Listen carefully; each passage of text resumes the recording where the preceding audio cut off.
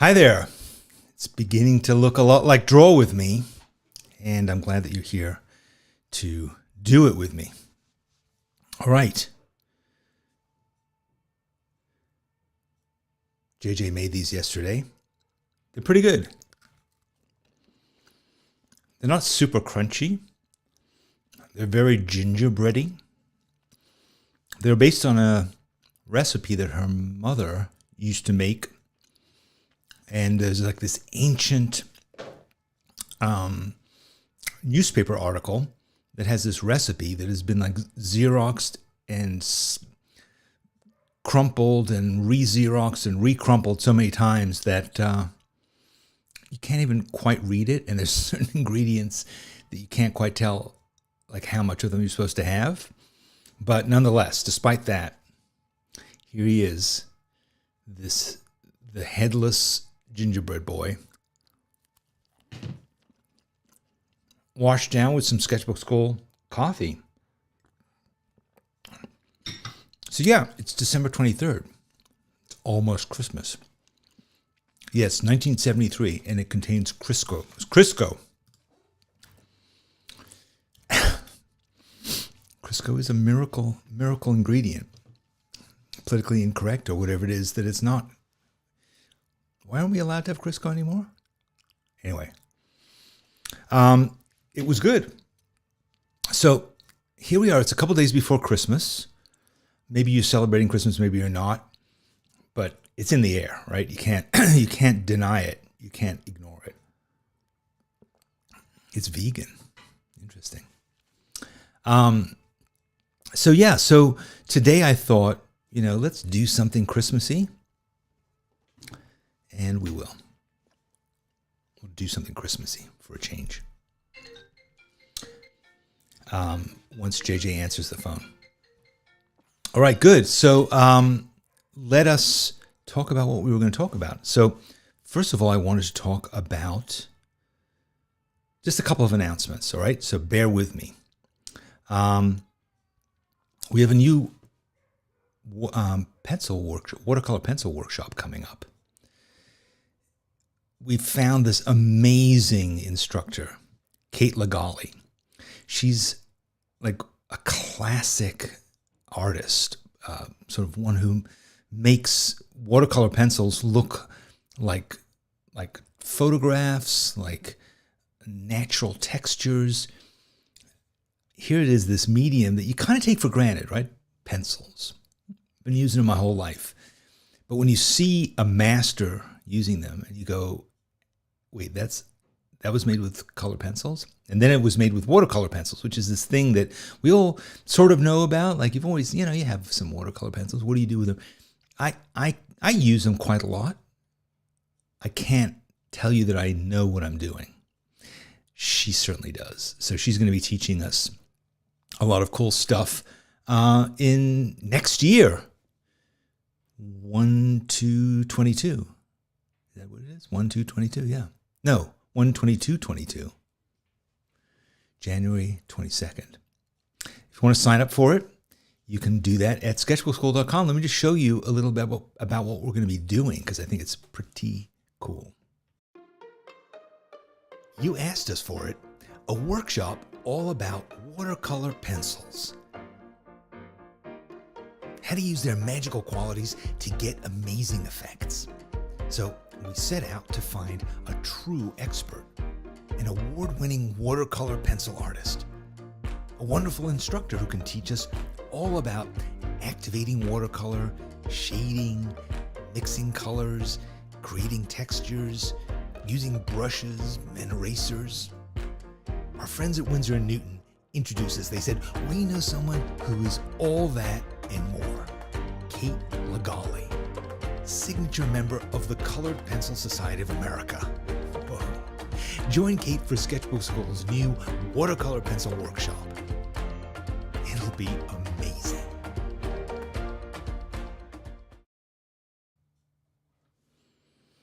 Pretty cool stuff, right? Yeah, and it's just fascinating to see like how you actually use this medium and how you do it effectively. So today I'm going to be showing you how I kind of use it. I'll be using some watercolor pencils today. I'll be using some watercolors. I'll be using some possibly markers. I'm going to be drawing Santa. I've never drawn Santa before. We'll see how that goes. We'll see how he goes drawing this person who could take lots of different forms, has taken lots of different forms.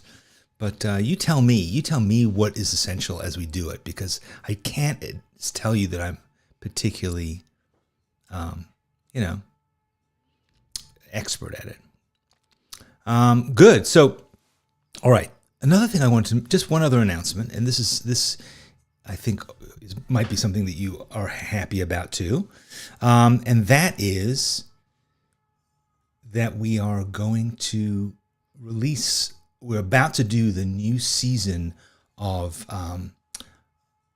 Art for All, which is the podcast that I've been doing intermittently for a few years now. So I started this podcast 3, maybe 4 years ago, and I did a whole season of it, and I got more and more and more tangled up in my business and making it more and more complex and getting slicker and slicker, and I would spend so long making an episode by the time the first season was over. I was like, this is madness. I don't know if anybody's listening to it, but I have gone from having really fun investigating this whole thing to just being overwhelmed by it and wanting. So I stopped. I dropped the whole thing. But then a while later, I was like, you know what? I like this podcast. I like podcasts in general. I made my first podcast in 2006. Was it? Yeah, might have even been earlier. So I've loved podcasting. I've made podcasts before. So I decided, okay, I want to get back and do it again. So I made a second season of the podcast, which it was much simpler. It was just me, and I was just kind of presenting like little essays. And the episodes, whereas the other previous season, the episodes had been metastasizing till they were like an hour long. I got back to doing like under 10-minute episodes, which is kind of interesting. Did it for a while. So I did about 40 episodes altogether. And then I was like, okay, I'm done with that. So then I thought, okay, I'm not sure what I'm going to do next. And then I started to talk to my friend who is an incredible artist, illustrator, and and biologist, and the dawn of nature journaling in a sketchbook, John Muir Laws. And he's somebody who I've admired for so long. I have lots of his books. I just think he's incredible. And then we got him on to join the faculty on Spark and to start doing classes for us on Spark. And he's just so articulate and interesting. And he brings in all kinds of references and talks about how the brain works, and he spouts poetry, and he's just really, really an interesting person. And he and I would have these really great conversations online. And so then we decided, you know what, why don't we make this into a podcast? And so that's what we're doing now. So the new season of Art for All is going to be conversations that Jack and I have about various things, sometimes to do directly with art, sometimes to do with the creative process, to how we come up with ideas, all kinds of things that, and they're just kind of free-floating conversations. We'll see where it goes. We'll see if we can get more structured about it. The first few that we've recorded have been, I don't know, just interesting conversations. That's basically the idea. It's like I just want to talk to somebody smart, creative, and well-informed about just stuff in the world.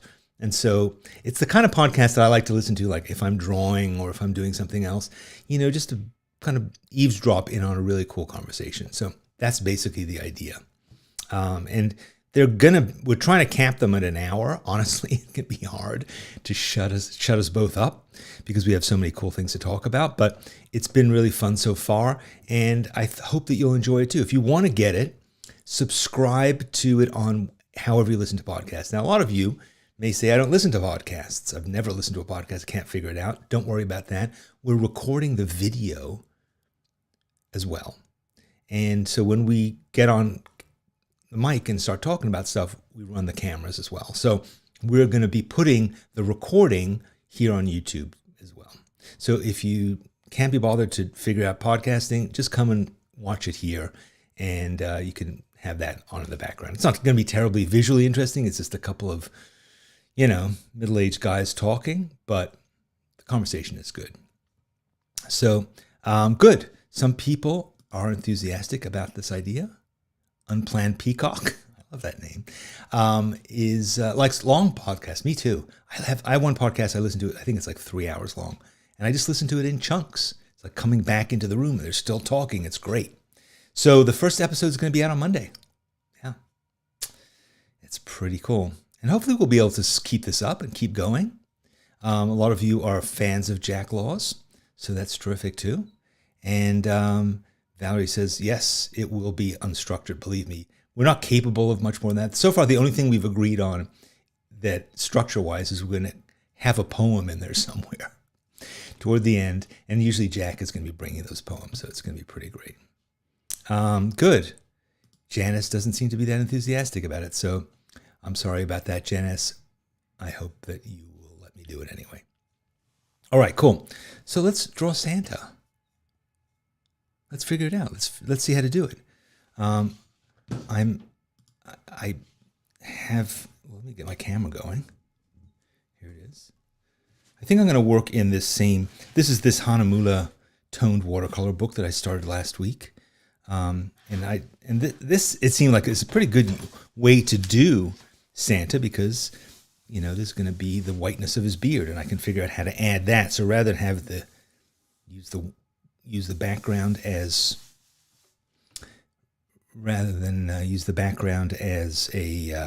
as the white, I will use it as the gray, and then I will maybe put a white beard on it. All right. So how are you going to work on this? What are you going to do?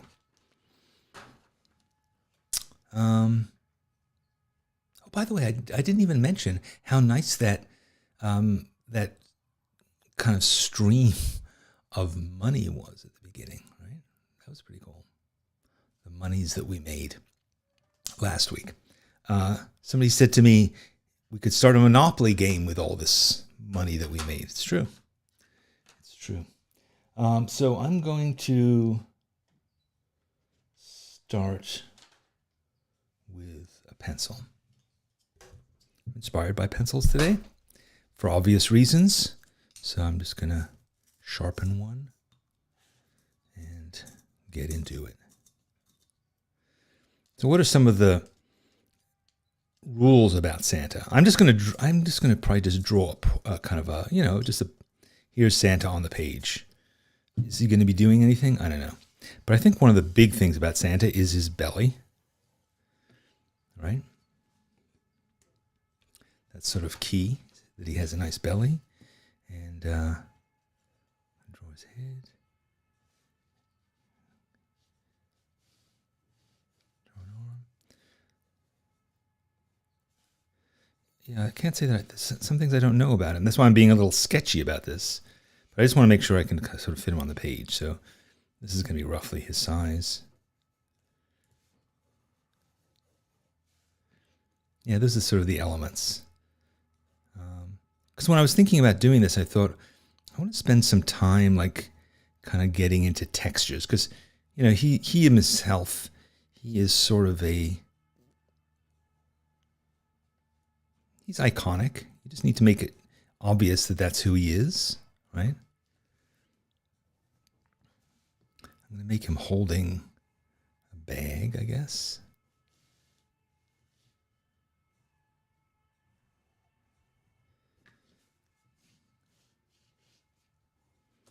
Yeah, so I'm being a little sketchy here because I'm not using reference. I'm just sort of figuring it out from my imagination. So therefore, I'm being a little bit more sketchy. Yeah, what does he have? He has kind of like big boots, right? Big black boots. Like that. Somebody mentioned the Coca-Cola Santa. I think that's like an iconic, like that's sort of how we came to know what Santa looks like, right? Like, because in England, I think or in Europe and a lot of places, he'll have like a green outfit or something. But the The Coca-Cola Santa, strangely, has come to define what he is. Strange intrusion of commerce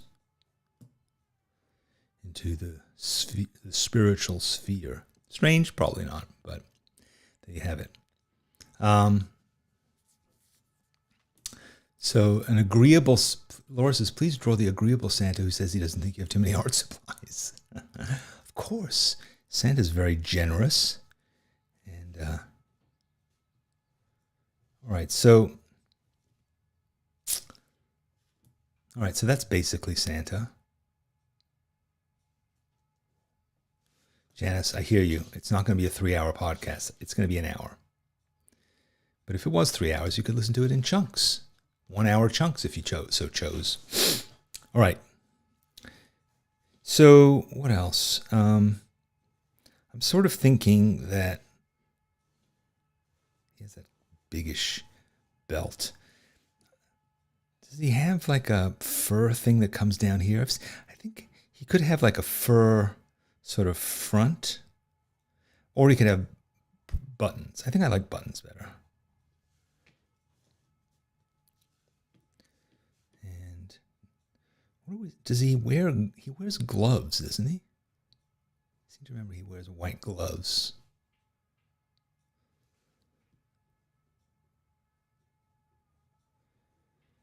Sort of a potatoey nose.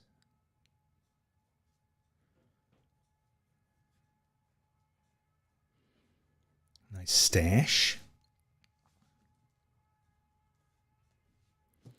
All right. I mean, it's always a bit of a challenge to draw something you've never drawn before and to be drawing it from without reference, but you know, that'll do. I haven't paid that much attention to how Santa Claus is depicted, so I'm kind of going to make it up myself. And I'm thinking that I want to do, speaking of watercolor pencils, I want to sort of do some watercolor pencil-y stuff. I just realized my water is kind of dirty, but we'll work with that. And,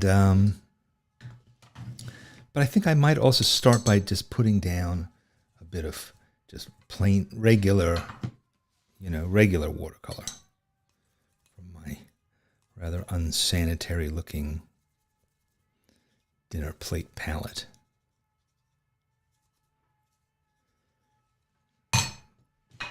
So I'm going to just sort of put down just like a little bit of a layer.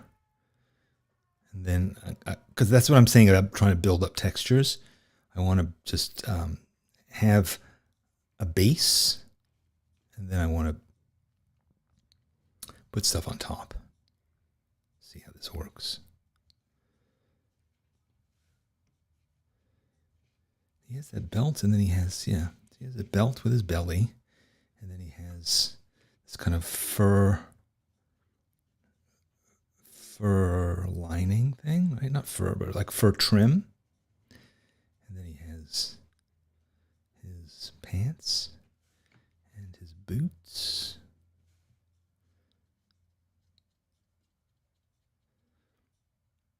And there's I think there's like a fur kind of trim here too, right? Yeah, I think that's right. And then what is his bag like? His bag is like a dark bag. Dark.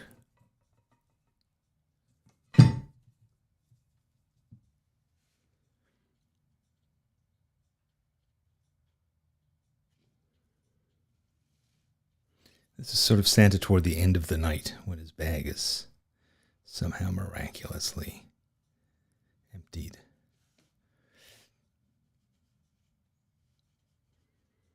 JJ's one of her many absolute favorite movies is Elf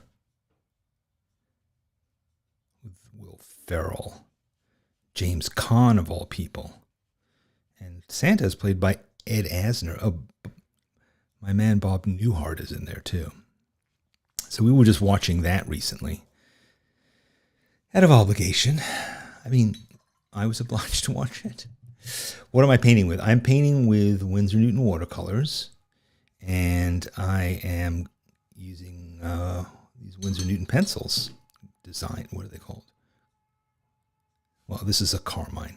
Anyway, so yeah, so the way I'd use watercolors these days is I just have a dinner plate and I glue down these little, what are they called? Pans of watercolor. And every so often I just wipe down the plate. That is the way I work these days. So, okay, so now I've given him kind of a red, because I used that red pencil, which might have been a mistake. Maybe I should have used a blue pencil. Why? Because now there's all this weird red in here, where like his beard has now got all this red in it, but that's okay. So I'm going to just wait for, I don't know. Now I'm using this blue pencil. All right, so he's got kind of a bluish tint to his beard because that's how I'm putting some texture in, but it's not quite. If I'd maybe given it more than an eighth of a second of thought, I might have had a slightly different strategy for how I put down my first layer, but it's okay. We will. Oh, this is his belt. Yeah, this is going to be the fur lining. So that's going to be my I guess my conceit of how I do the fur is it has sort of a bluish tint to it, and maybe I'll go back over it with some gray.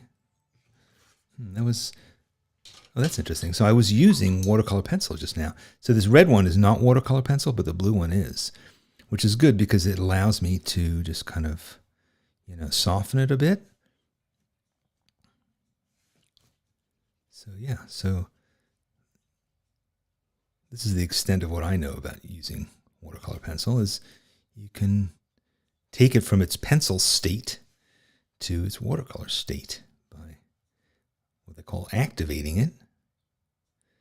And there, so now it's got a bit of that going on. But I want to be careful, and I got to keep these separate because if I don't, then I'll end up using my non-watercolor pencil, my watercolor pencils when I think I'm using my non-watercolor pencils, and that matters just because there's some things I want to allow it to be activated, and some things I don't.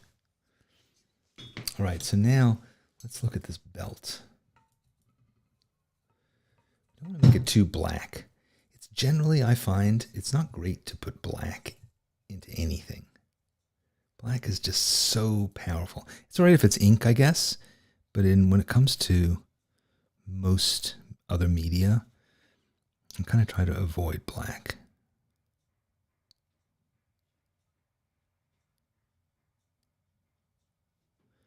Because it's so overpowering. Your eye goes right to it.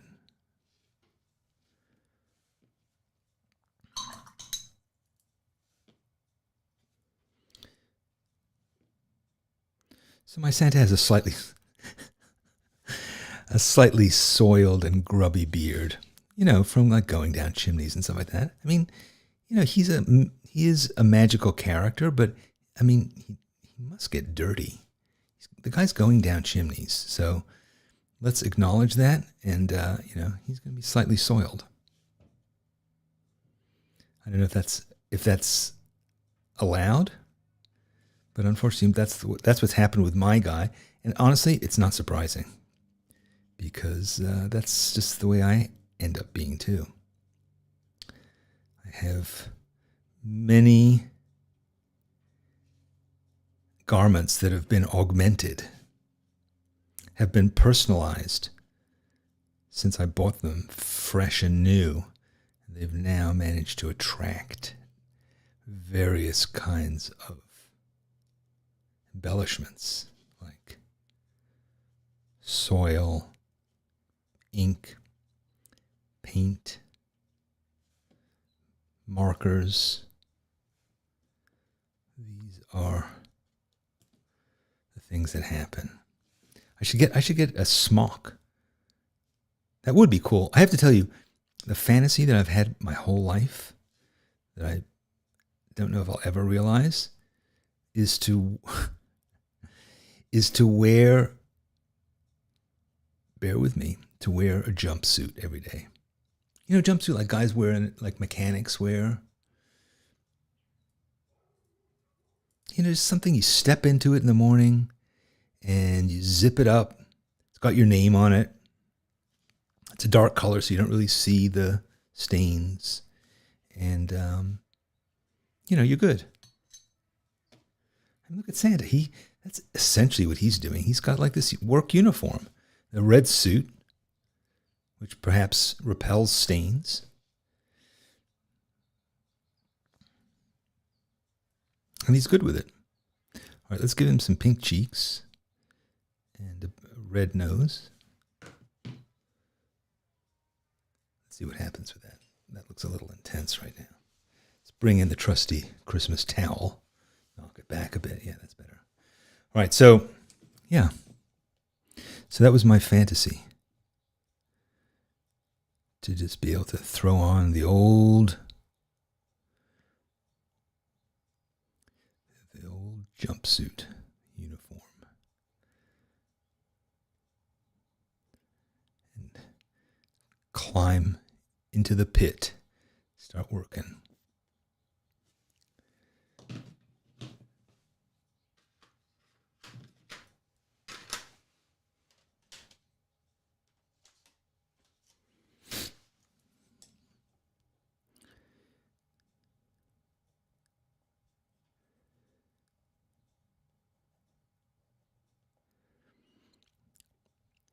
My father-in-law, who's no longer with us, but he was a machinist, and apparently that's what he got to wear.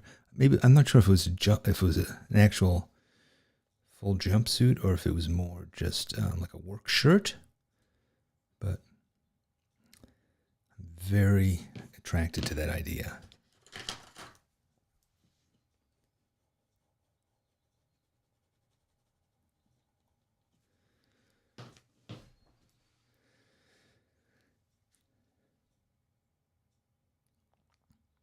Chris Seidel, fellow jumpsuit enthusiast.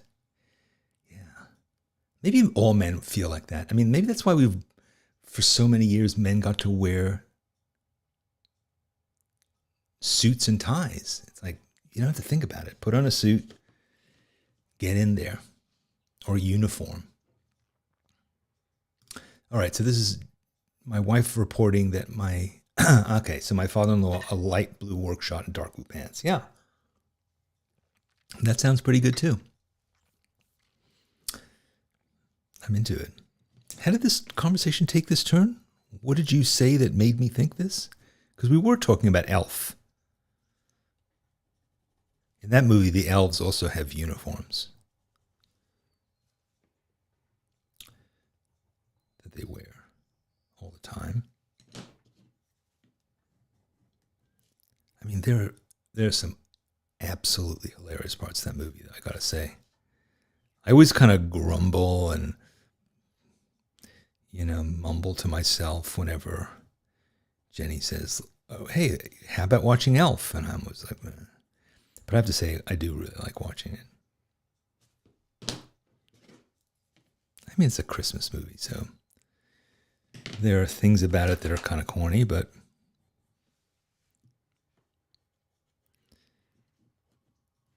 Will Ferrell is so great in that movie. That is peak Will Ferrell. All right, so now I've put down the watercolor base. I'm going to start kind of adding. It's not entirely dry, so I'm doing what I often do, which is being completely impatient and jumping in, but I can't help it. We're on the clock. We don't have all day to make this what we do, but we're not going to spend all day doing it. We've got podcasts to listen to. But yeah.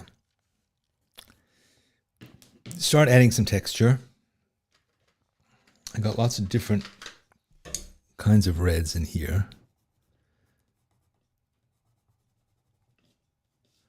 But you see, when you've got that nice watercolor base down, you don't really have to worry about filling everything in with your pencils. You can use them just more really for textures and also for really making things pop.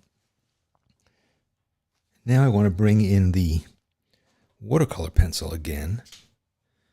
Where's the red one? Uh-oh. Is this the red one? It is. So this is the watercolor pencil.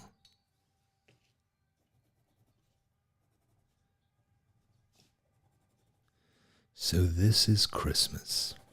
We were talking about that song this morning. Do you remember that? We Are the World? Isn't that song officially called So This Is Christmas? Isn't that the first line? Who is it? Is it Bob Geldof or who is it? So This Is Christmas. But JJ and I were saying who were all the people in that video? Could you name them all? Then we decided that we couldn't be bothered. But maybe I'll think about it now. I'm just sitting here drawing. Why can't I think about Michael Jackson, obviously, Bruce Springsteen, We Are the World. That whole, for a lot of people, it was pretty cool the idea of that studio and all those amazing, every 80s icon was there in the studio. They recorded like over 2 days. I forget why it was. It was like the Grammys or the MTV Awards, something like that. There was some reason why every one of these insanely huge people were all there in one place. Does anybody remember?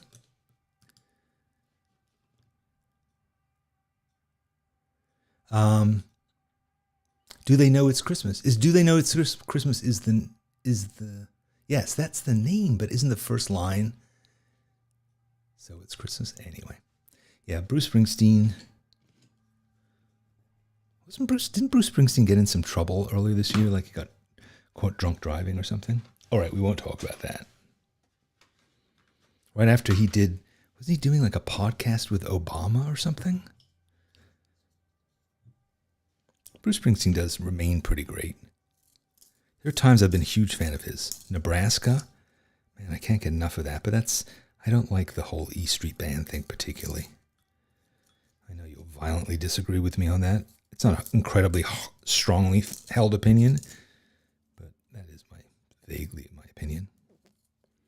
Who else? Boy George, I think, was part of it. Was he? George Michael? I remember trying to think about that once. There was a band called About a Boy. So it was like About a Boy, Boy George, George Michael, Michael Jackson, Jackson Brown, and I ran out of ideas. We are the world.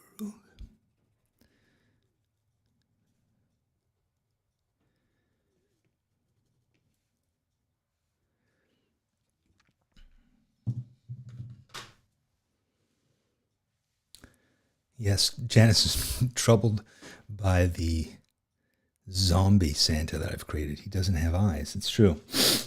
But I'm going to give him eyes now. Now, Santa probably has blue eyes, right? It would seem to be that kind of a thing. Twinkling blue eyes. I mean, he is sort of Nordic, isn't he?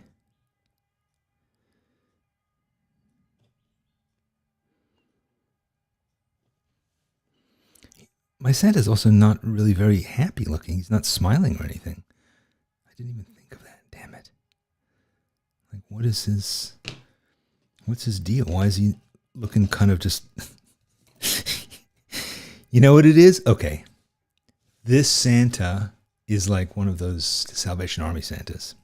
Sorry. That's where he's taken me.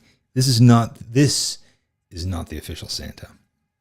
He's like a guy, ringing a bell on Broadway, raising money. All right, so I'm going to he's turning. I can see, he's getting these this agitated look around his eyes. Oh no. becoming kind of demonic. He's not really cute anymore. He's somehow taken a turn. What happened to you, Santa?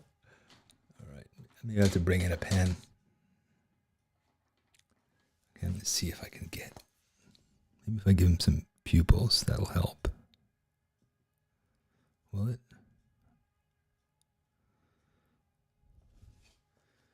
Not really. He's looking even more insane and possessed now. He's seen some things. It's true. Or Chris mentions Mad Santa. Have you seen, Bad Santa?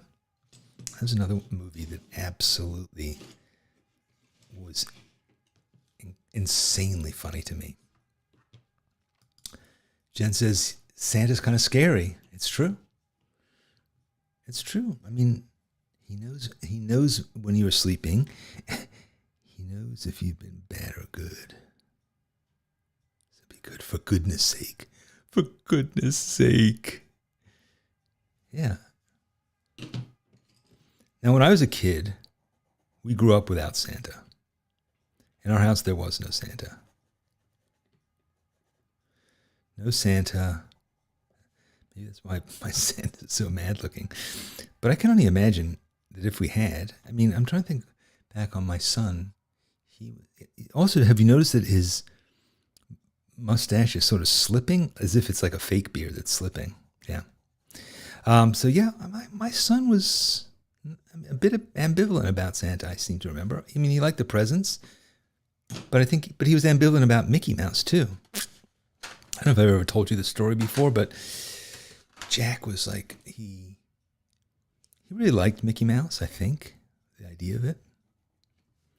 But when he was little and we would see those commercials that would come on TV for going to Disney World or Disneyland, and they would have a commercial where there was Mickey.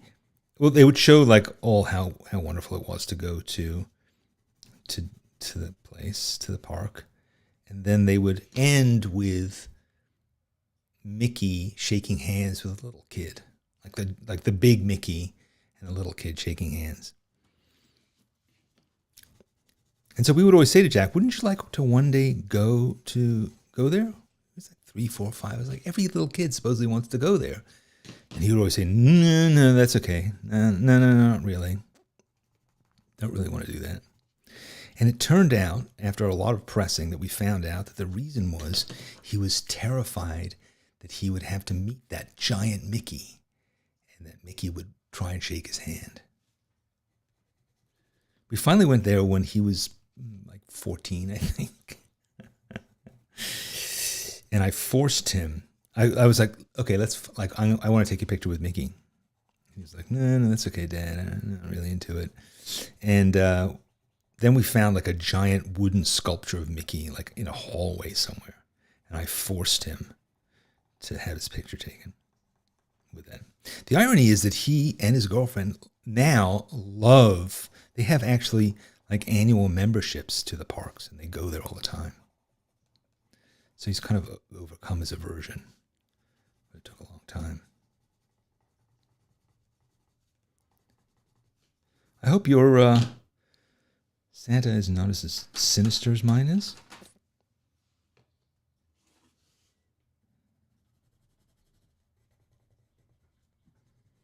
Yeah, I don't know why it was assumed the kids would like those giant characters. They're huge. They're obviously, the size of a person. They might look great from far away, but to be up close with some huge thing with lifeless eyes, kind of trying to grab at you, you're a small kid, seems a bit threatening.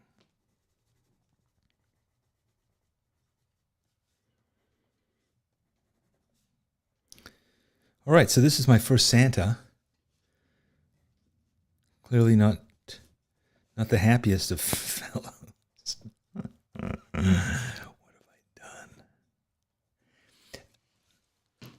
Maybe I should just rename this show Smash Icons with Me. First, I'm going to destroy the Beatles for you. Now, I'm going to turn Santa into a scary and threatening ghoul. Who next? Who could we draw next? Yeah. I think look, this ultimately is interesting because this is what art's all about. It is about revealing your inner demons. It's not just about making cute pictures of Santa. It's about revealing your true feelings about Santa, which I'm not going to go into in great depth here today. Instead, I'm revealing them to you in this drawing of this irate, somewhat glazed Santa. I'm not going to tell you how I feel about him. Tell you how I feel about Bruce Springsteen, and that could get me in trouble. But I'm certainly not going to tackle someone like Santa. We try to avoid politics here and Draw With Me. So, therefore, I won't be going into it. I'm joking. I jest, and... Oh no! You bit off my hand!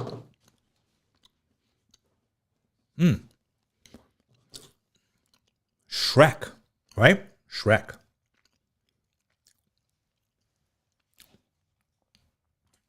Shrek, remember the gingerbread boy in Shrek? That's another great movie.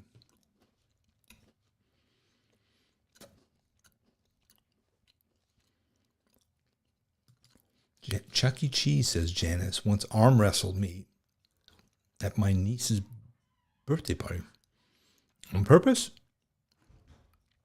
Like, were you making a grab for the dip and Chuck E. Cheese intervened? Yeah.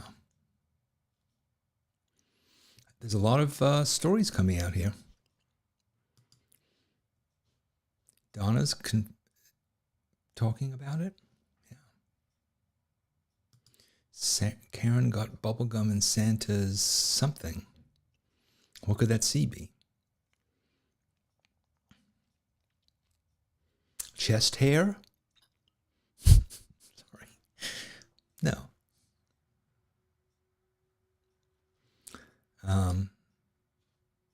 All right, so Laura had reasonably good experience. Elf on the Shelf. I don't even know what that is, but I would be glad to destroy it. Yeah. Well, I think we're going to give up here on old St. Nick. I think we're giving up on him. But it was fun to draw him anyway. It was fun. I mean, I actually enjoyed doing all these textures. That was actually the fun thing. I do like layering colored pencils and all that. So I'm hoping to learn more from Kate Lagali about all this in a couple weeks. Next year. All right. Now, let me just clean this up, get this out of the way. Sorry about the noise. Because I wanted to show you a sketchbook. We do a sketchbook tour at the end of each show. And usually I show other people's sketchbooks, but the last couple weeks I have been showing my own. And so I thought I'd show you another one today. Where is this? Let's go to this camera. Where's it? Let's go to this camera. Okay. Oh, no, wait, let me go back. All right, so here's the deal. I'm going to spend just 3 or 4 minutes showing you the sketchbook because Twiglet is scratching at the door and I have to wrap this up. And if I spend too long showing you the sketchbook, it'll go on forever. So I set myself a timer for 4 minutes and then we go. So you ready? Let me just tell you about the sketchbook before I open it. Here it is. It was bound by my friend Roz Stendhal. It's a handmade sketchbook. And she gave me the sketchbook. It has tinted paper. I'll show you in a minute. At the time, I said, I just don't draw with colored pencils. I don't draw with pencils. I mean, years had gone by, and this is like, I've been drawing for 10 years longer. I just didn't draw with pencils ever. And she said, and she was always sending me these sketchbook that she made, and she sent me several of them. She was like, this is really good paper for drawing with pencils on. I was like, what am I going to do? So I decided that what I would do is I would dedicate this sketchbook to drawing with pencils. And, you know, I wasn't comfortable about it. So you'll see the drawings are kind of like, I was still figuring it out. I'm still figuring it out. But at this point, I was definitely figuring it out. So I hope you don't mind. Usually I try and show you sketchbooks that you go, oh my God, that's amazing. That's a sketchbook? What? Today you're going to go like, okay. Maybe you should go back to not using colored pencils. You'll see. You decide. You decide. I can take it. Whatever happens, happens. Here we go. Let's set the timer. Let's go. Sponsored by Winsor & Newton. My buddies at Winsor & Newton. Here we go. Pencil book, fall 2007. I was, for some reason, really into drawing Steve McQueen at the time. So you'll see a lot of drawings of what appears to be Steve McQueen, sort of Steve McQueen-like. I think I'd gotten a book of photos of these like cool black and white photos. But you can see I was like really like, scritchy, scratchy, trying to layer it, trying to move quickly, pressing hard. Wasn't really sure what I was doing exactly. But yeah, so I was just, that's what I was doing. But this paper is just so good. So heavy and nice. Oh. Squirrel. Here I wrote, squirrels live for 6 years.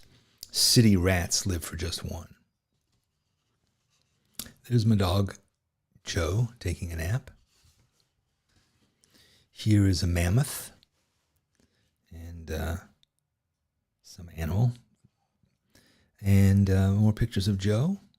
See, again, like just a lot of, I mean, basically I'm drawing with this as if it's, as if it's a pen. Here's a macaronachenia, like an animal that does the Macarena, maybe. And here's an entelodont. Yeah, I think Jack had gotten like some book on dinosaurs at the time, so I was drawing that. And here's a Forus rahacos. How do these guys come up with these names? Amazing, right? Here it says, mid-pose, he left to Squire Patty to the pet store. So, kind of left in the middle of the drawing. Here's some fishes. Giant sea bass, bluegill. Here's a drawing of Jack. And it says, Jack doing an uncanny impersonation of Bobby on King of the Hill. It's true. Roaches never sleep. Drawing of a globe. Jack getting a haircut. Some guy with a newsboy cap. More guys, sort of 30s guys. I always liked this drawing. I thought it was like the first time I was like, okay, let me just try and figure out how to use this tone properly. So I'm trying to think like, okay, when you use tone paper, you can use that as your mid-ground, mid-tone. You can add highlights, and then you can add darks. So that's sort of figuring that out. I liked her hair.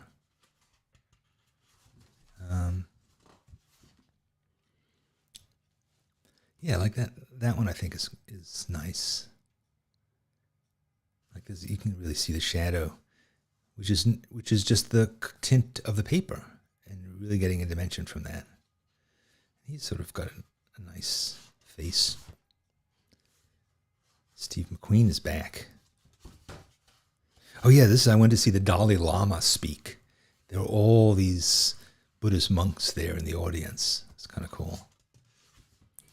And the Dalai Lama, for some reason, wears this sun visor. Yeah, I'm not sure what that was about, but he wears a sun visor, glasses, and like one of those little Madonna mics. And yeah, there's various monks in the audience. More Steve McQueen. Steve McQueen looking bit like Stan Laurel there. More Steve McQueen. I think I just like wanted just something to draw to try this stuff out that wasn't really important. So, and then yeah, that's the end of it. That's the end. Wow. Oh my God. Good timing, dude. Yeah. So that was it. That was my colored pencil jam. I did that periodically where I would just like make these really strong rules for myself. So that was like, okay, you're only drawing with colored pencils in this book, and you're only drawing Steve McQueen and Dalai Lama. Yeah, so I'm, in future weeks, maybe I'll show you some of the other kind of like restriction sketchbooks, restrictions, like rules. Only do this. Only draw after you've eaten cheese. Only draw on Thursdays when the sun is set. Only wear, I don't know, hemp socks while drawing with an ink brush. Sounds like a poem. All right. Yes, JF seems to be quite of a Dalai Lama expert. His eyes are sensitive to glare. He wears tinted specs too. I just think he wants to look cool. He does it to get babes. No, I don't mean to be disrespectful to His Holiness. Listen, what else? Oh yes, this. Danny'sEssays.com. Have you signed up? What are you waiting for? I'm moving to a new platform this week. So if you are subscribed, you may notice that it has a different address that I'm sending it from. It's same old stuff, but coming from a new place. So just in case you didn't get it this week, tomorrow. If you don't get one, because I wrote one, or I am writing one. If you don't get it tomorrow, look in your junk folder, because it might have accidentally gone in there, and then find it, and then add that new address to your address book so you make sure you get it. Things are going to happen with that essay, that whole essays thing that I'm doing. Starting in a couple weeks, it's going to get cooler. So you might want to sign up now so you can be like OG. Yes, I was a subscriber before it became super cool and everybody loved it. It was still mediocre when I subscribed, but now, oh my God, now that it is this incredible Netflix phenomenon, as it enters its 11th season of Danny's Essays, the TV show. But I subscribed when he told me to on Draw With Me back on December 23rd. Yeah. All right. That's about the size of it. I hope that you'll join me for this workshop. I hope that you will subscribe to Danny'sEssays.com. I hope that you will subscribe to this podcast that I'm doing. I hope that you will subscribe to this channel. If you do all these things, then I can shut up and just draw and destroy, iconic figures and have more time to do that. It's up to you.